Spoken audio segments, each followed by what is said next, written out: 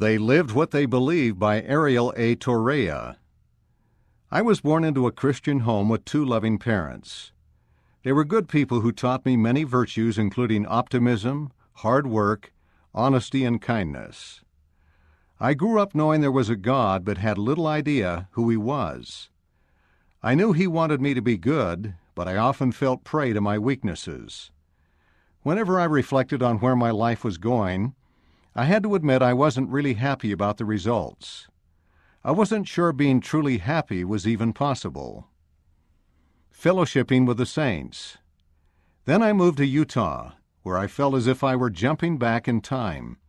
I'd come from a big city, and now I could see fields and cows from my kitchen window. Struggling to fit in with the people in my new area, I wondered why I had moved to such a quiet place. After a year or two, I grew to love the beauty of the land, and the stress of my previous nonstop life slipped from my shoulders. But inside, I was still unfulfilled.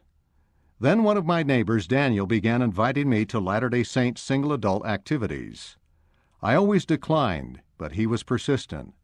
Finally, I felt I wasn't being a good friend and always turning him down. So I accepted his invitation to attend a dance, dinner, and campout. I went with some trepidation, wondering how I would fit in with a large group of Latter-day Saints. I also feared they might bombard me with their ideas.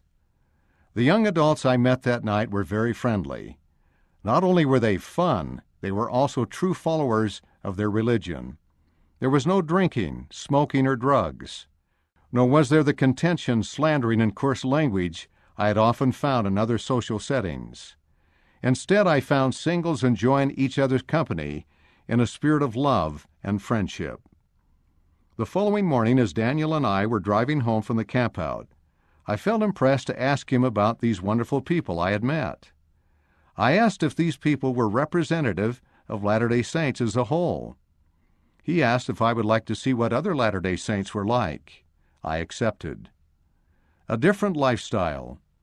That Sunday I attended sacrament meeting, Sunday school, and priesthood meeting with Daniel, and the friends I had made at the activity openly welcomed me. I had previously attended a few sacrament meetings, but had never felt the spirit of it until that Sunday, as I mingled with those young singles. Already in life, I had seen so much of what the world had to offer young adults: drinking, drugs, coarse language and behavior, sexual impropriety, gambling, pornography, and other wicked practices. I had never seen and felt a testimony so moving as that of these singles, who were determined to live the standards of their faith. Coming to know the truth. Many years earlier, I had had a Latter-day Saint friend who tried to share truths about our eternal Father and His Son, Jesus Christ. I remember how closed my heart was to the gospel then. I had doubted that anybody had the authority to speak to me for God.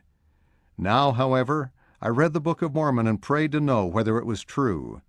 I placed hope and faith in my eternal Father, that He would fulfill His promise to answer my prayer. There was no angelic visitation, but my conversion was equally powerful. I cannot doubt the sure witness given by the Spirit of the Lord. Many people feel as I once felt about the gospel.